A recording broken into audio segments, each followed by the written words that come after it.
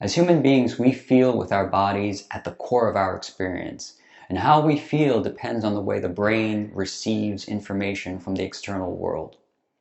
So if your brain thinks that you are not comfortable about something, then you're going to feel you're uncomfortable. And the brain has two ways to process information. One way is to take that information from the external world and compare it to a past experience it recorded. And from that, it will guide you through a future experience to look forward to. And the second way that the brain processes information is to use the body's sensory system. It will bring in what you see, what you taste, touch, and hear, and then give you a very vivid emotional experience of the present moment. But here's the thing, it's very important to have a high level of thinking about your emotions and to have a conscious awareness of how to process them so that you can reflect on your emotional experience and therefore you can heal them. If you do not process your emotions, then you can say that things start to get bottled up. You're like a pipe that is blocked on one end and it's ready to burst.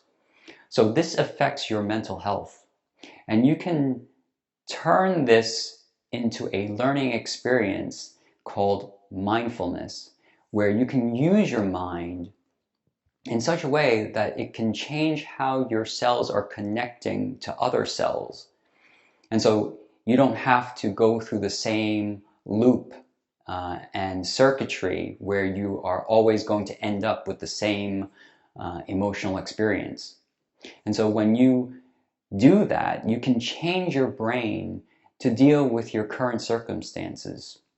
And so then you have this learning ability to think at a very high level a thought and then stimulate a certain emotion from that thought so that you can have your body run a physiological response to what you're thinking and feeling. And this is really powerful because you're now able to tell your body to produce chemicals and send them into the bloodstream so that you can have a personal experience.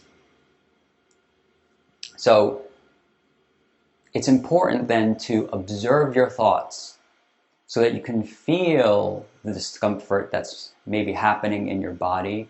And then instead of stimulating your anxiety and fear circuitry to the point where you get triggered and lash out at somebody, you can then continue to observe and say, wait a minute, I don't have to go to this level of experience. I don't have to be triggered by this person. And, then, your chest starts to soften up, your shoulders are relaxing down, and your breath gets a little bit more deeper and longer. And you no longer have to clench your jaw or fists, and you may, start to stop sweating about the whole situation. So the answer is to simply observe. Observe yourself.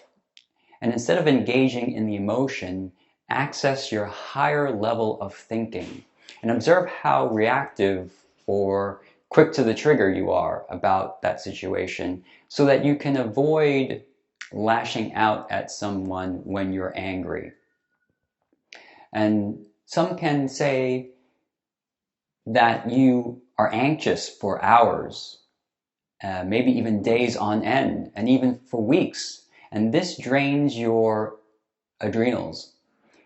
And when you are in this high state of anxiety, you are going to put a lot of stress on your body. So instead of,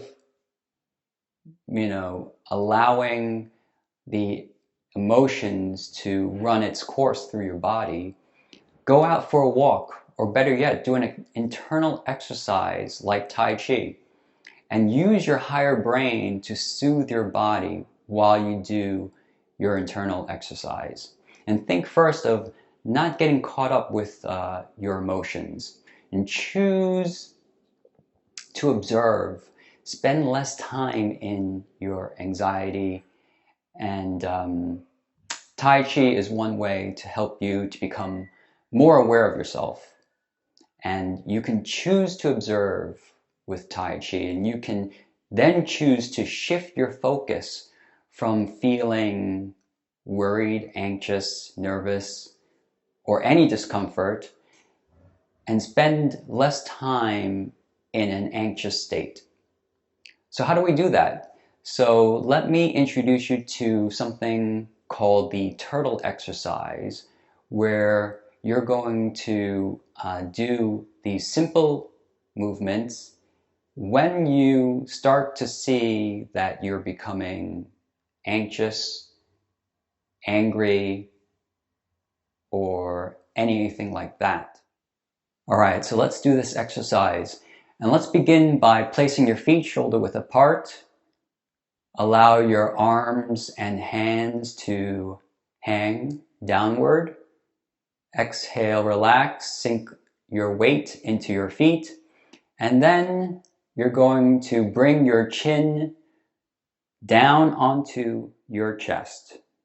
And at the same time, you're going to stretch the top of your head upward. Slowly inhale as you do this movement. And then you're going to feel the back of your neck and feel a pull upward as your shoulders are going to relax down.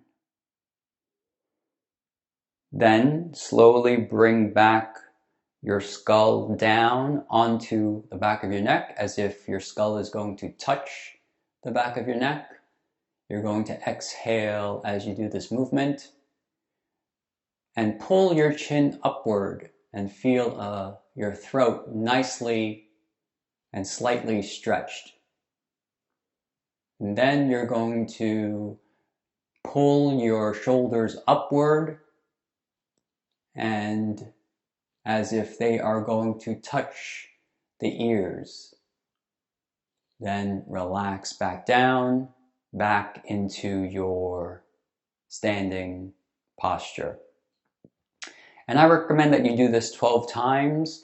And after doing this exercise, you're going to feel an emotional benefit, one that is diminishing any tension or tiredness in your neck or upper back. And so you all know that the brain and the spinal cord with its nerves are very important parts of your nervous system. But what happens when you develop nerve weakness, causing mental imbalance and mental illness, including depression and nervous breakdown? Nerve weakness is a physical imbalance, so psychiatric and psychological treatments won't necessarily work here. So what can you do? Well, stay tuned to learn more about how internal exercises can strengthen your nervous system. In the meantime, follow me on Facebook and get more tips and advice on how practicing awareness can lead you to spend less time in anxiety.